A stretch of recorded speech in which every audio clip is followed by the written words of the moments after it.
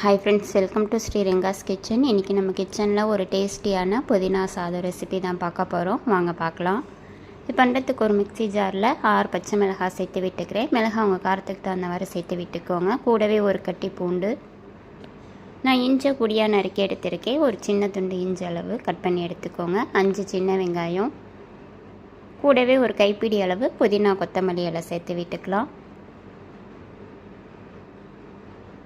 இப்போ இது கூட கொஞ்சம் மட்டும் தண்ணி தெளித்து விட்டு இதை நல்லா பேஸ்ட்டாக அரைச்சி எடுத்துக்கலாம். இந்த மாதிரி நல்லா நைஸாக பேஸ்ட்டாக அரைச்சி எடுத்து வச்சுக்கோங்க. இப்போ இது இருக்கட்டும். இப்போ ஒரு குக்கரில் 2 டேபிள் ஸ்பூன் நெய், 2 டேபிள் ஸ்பூன் எண்ணெய் விட்டுக்கலாம். இப்போ இது நல்லா சூடானதும் இது கூட ஹோல் ஸ்பைசஸ் எல்லாமே சேர்த்து விட்டுக்கலாம். இப்போ ஸ்பைசஸோட வாசனை வந்தோன்னே ஒரு பெரிய வெங்காயத்தை நீல வாக்கில் கட் பண்ணி சேர்த்து விட்டுடலாம். இப்போ வெங்காயத்தை நல்லா வதக்கி விட்டுக்கலாம்.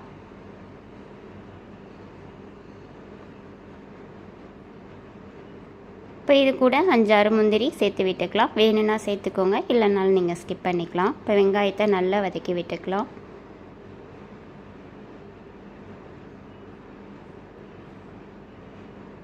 இந்த ஸ்டேஜில் நம்ம அரைச்சி எடுத்து வச்ச பேஸ்ட்டை இதோட சேர்த்து விட்டுடலாம். இப்போ இதனோட பச்சை வாசனை போய் நல்லா எண்ணெய் பிரிஞ்சு வரணும்.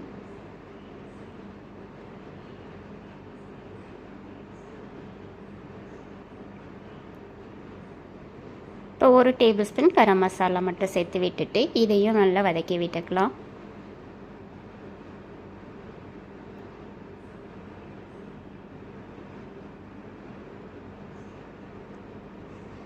இப்போ தேவையான அளவு உப்பு சேர்த்து இதை ஒரு தடவை நல்லா கலந்து விட்டுடலாம்.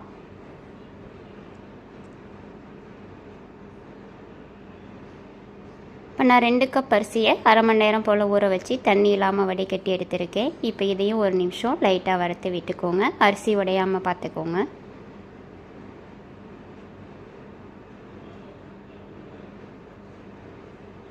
இப்போ 1க்கு 2 கப் அளவு தண்ணி, 4 கப் தண்ணி சேர்த்து விட்டுட்டு இதையும் ஒரு தடவை நல்லா கலந்து விட்டுடலாம். இப்போ குக்கரை மூடி 3 விசில் விட்டு எடுத்துக்கலாம். இது இருக்கட்டும்.